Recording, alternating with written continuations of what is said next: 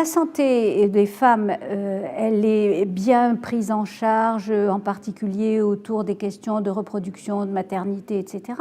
Mais pour les autres sujets, pas tant que ça.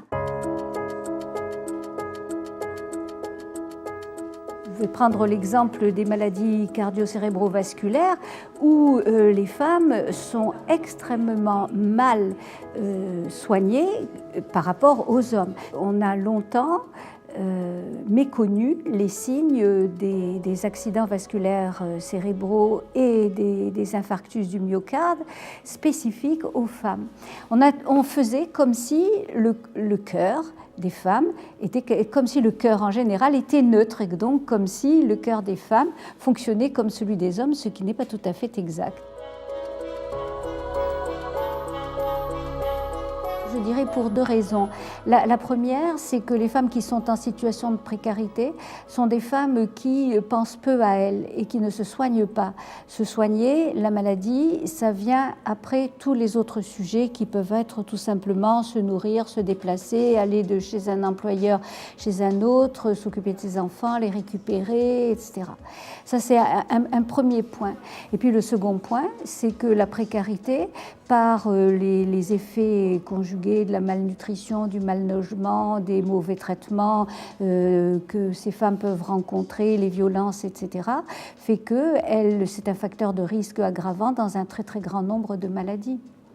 Et puis il y a aussi les comportements qui sont des comportements à risque, qui sont souvent le fait de femmes qui sont en situation de précarité.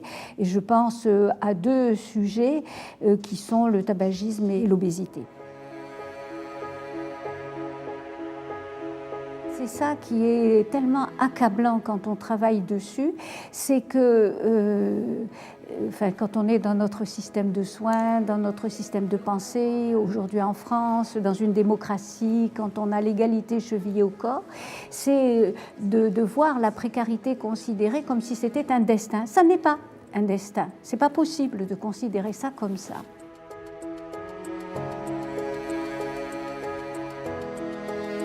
Sur la question de la santé, je pense que ce qu'il faut mettre en avant tout de suite, c'est la question de la formation des médecins. Ces femmes sont invisibles. Et elles sont invisibles pour tout le monde, y compris pour les médecins. C'est une frange infime de leur patientèle. Et donc pour les médecins et pour les soignants, elles sont invisibles, ils ne les voient pas dans leur entièreté. Donc il faut absolument qu'il y ait une formation spécifique pour les médecins. C'est un premier point. Deuxièmement, il faut que les villes, les régions, les départements, toutes les instances qui ont en charge la santé réfléchissent à d'autres modes d'accès à la santé. Moi, je pense beaucoup à ce que l'on appelle la santé communautaire. Et puis, il faut, profession par profession, qu'on réfléchisse où se situent les femmes. Quand on est sage-femme, quand on est médecin cardiologue, quand on est infirmier, où se situent ces femmes-là, comment on les traite spécifiquement. Si vous voulez, il faudrait que cette question-là soit l'objet d'une réflexion culturelle partagée par tout le monde. Et je pense qu'il faut que le public et les citoyens et les citoyennes s'en emparent. Puis alors, on a évoqué ensemble, au moment du débat, la nécessité des statistiques sexuées. Il faut absolument, partout, savoir combien d'hommes, combien de femmes sont concernés. Ça commence par là.